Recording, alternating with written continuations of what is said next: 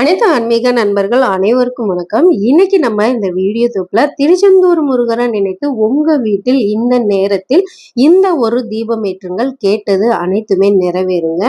நம்பிக்கையோட இந்த வழிபாடை உங்க வீட்டுல நாளைக்கு செய்யுங்க. ஏன்னா நாளை பாத்தீங்கன்னா ரொம்ப ரொம்ப விசேஷமானது. ஏன்னா மகா சிவராத்திரி. நம்ம மகா சிவராத்திரியை பத்தி பல பதிவுகள் முருகப்பெருமானை எப்படி வழிபாடு செய்யணும் அப்படின்னு இதுக்கு முந்தைய பதிவுல எல்லாம் நம்ம போட்டிருக்கோம்.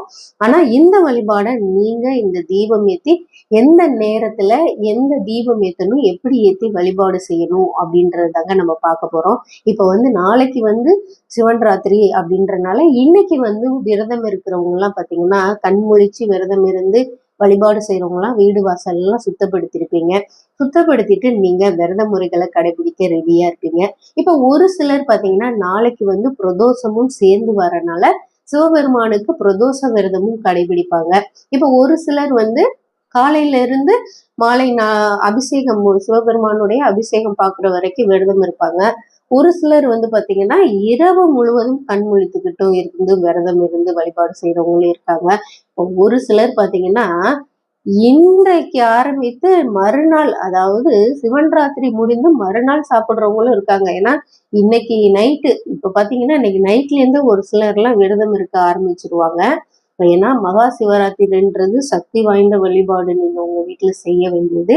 அதே போல முருகப்பெருமானை நினைத்தும் நீங்க செய்யலாம். ஏன்னா தந்தைக்கே உபதேசம் செய்தவர் நம்மளுடைய முருகப்பெருமான். அதனால அந்த நேரத்துல நீங்க முருகப்பெருமானை நினைத்து உங்க வீட்டுல தீபம் ஏத்தி வழிபாடு செய்யுங்க. ரொம்ப ரொம்ப சக்தி வாய்ந்த வழிபாடு. இதை பாத்தீங்கன்னா ஒரு பக்தர் அவங்க வீட்டுல, அதாவது முருகப்பெருமானுடைய பக்தர் அவங்க வீட்டுல சிவன் ராத்திரி அன்னைக்கு இந்த வழிபாடு செய்தாங்களாம். அவங்க கொடுத்த பதிவை தான் இன்னைக்கு நம்ம உங்களுக்கு இந்த வீடியோ பதிவை சொல்றோம். நீங்களும் இதை உங்க வீட்டுல ரொம்ப எளிமையான முறையில முழு மனதார நம்பிக்கையோட செய்து முருகப்பெருமானுடைய அருளை நீங்களும் பெறுங்க அப்படின்றதுக்காக தான். ஏன்னா எந்த வழிபாடுலைங்க ரொம்ப ரொம்ப முக்கியமே நம்பிக்கை தான்.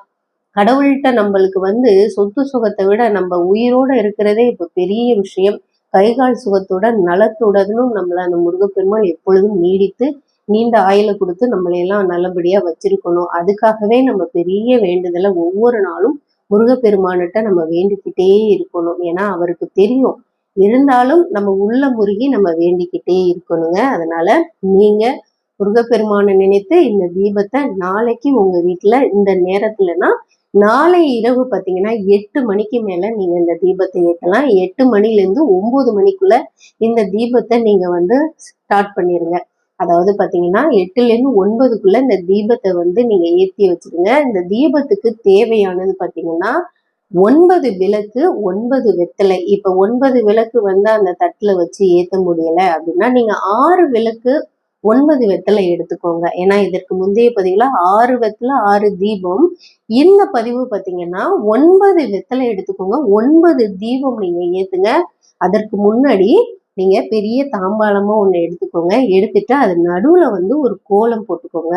சட்கோணம் மாதிரி நீங்க ஒரு கோலம் போட்டுட்டு சுத்திலும் சந்தனம் குங்குமம் அந்த தாம்பாளத்துல வச்சிருங்க.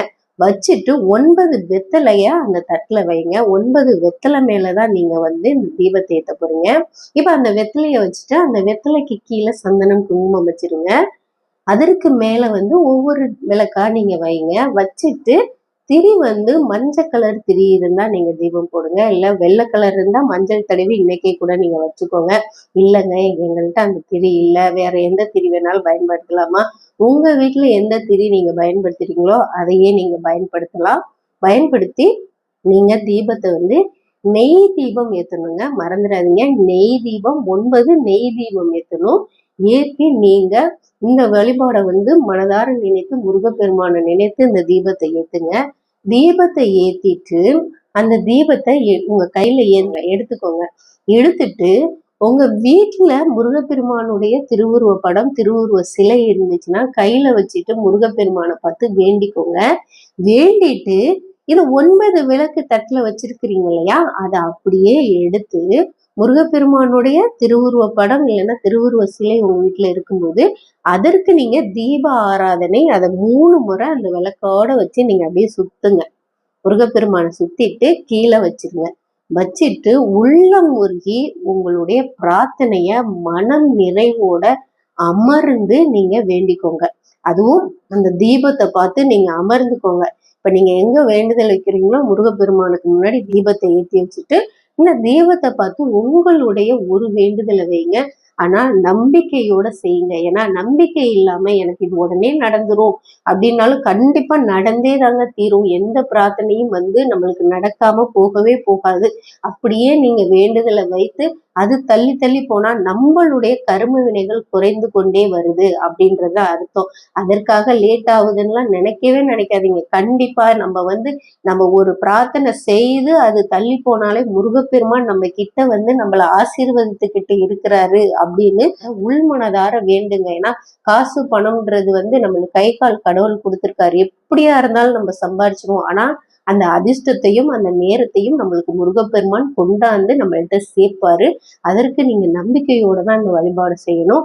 உங்களுக்கு தெரிந்த முருகப்பெருமானுடைய மந்திரம் இந்த நாள்ல நீங்க கந்த சஷ்டி, திருப்புகழ், வேல்மாறல் இந்த மாதிரி பாட்டல் நீங்க உங்க வீட்டுல ஒலிக்க வைங்க. இல்லைன்னா கந்த சஷ்டி கட்டாயம் படிங்க, வேல்மாறல் கேளுங்க, திருப்புகழ் கேளுங்க. ரொம்ப ரொம்ப சக்தி வாய்ந்த வழிபாடு. நீங்க இந்த 1 மணி நேரத்துல வழிபாடு செய்யும் பொழுது இந்த தீபத்தை அப்படியே நீங்க ஆனா 8 மணில இருந்து 9 மணிக்குள்ள இந்த தீபத்தை ஏத்திட்டு அப்படியே உங்க பூஜை அறையில இந்த தீபம் அதற்கப்புறம் எத்தனை மணி நேரம் வேணாலும் உங்க வீட்டுல தீபம் சுடர் விட்டு எரியட்டும். அதுக்கப்புறம் ஒவ்வொரு விளக்கா கையமர்த்திட்டு அதுக்கப்புறம் இந்த விளக்க நீங்க வேற அடுத்து தீபம் ஏத்துறது கூட பயன்படுத்திக்கலாம். இந்த வெத்தலையெல்லாம் நீங்க எடுத்து கால்படாத இடத்துல நீங்க போட்டுருங்க. இல்லைன்னா நீங்க பூஜை அறையில காய்ந்த பூவெல்லாம் எடுத்து வச்சிருப்பீங்க இல்லையா, அதோட சேர்த்துட்டு நீங்க வச்சிருங்க. அந்த காய்ந்த பூவோட நீங்க வச்சுட்டு இந்த விளக்கெல்லாம் நீங்க கழுவிட்டு அடுத்த முறை தீபம் போடையில கூட பயன்படுத்திக்கலாம். இந்த முறையில நீங்க இந்த வழிபாடு செய்யுங்க. கட்டாயம் உங்களுடைய வேண்டுதல் நிறைவேறும். நம்பிக்கையோட செய்யுங்க. இந்த வீடியோ பதிவு உங்களுக்கு பிடிச்சிருந்தா நம்ம சேனல்ல நீங்க லைக் பண்ணி சப்ஸ்கிரைப் பண்ணிக்கோங்க. மறக்காம பெல் ஐக்கானை தட்டி விட்டுக்கோங்க.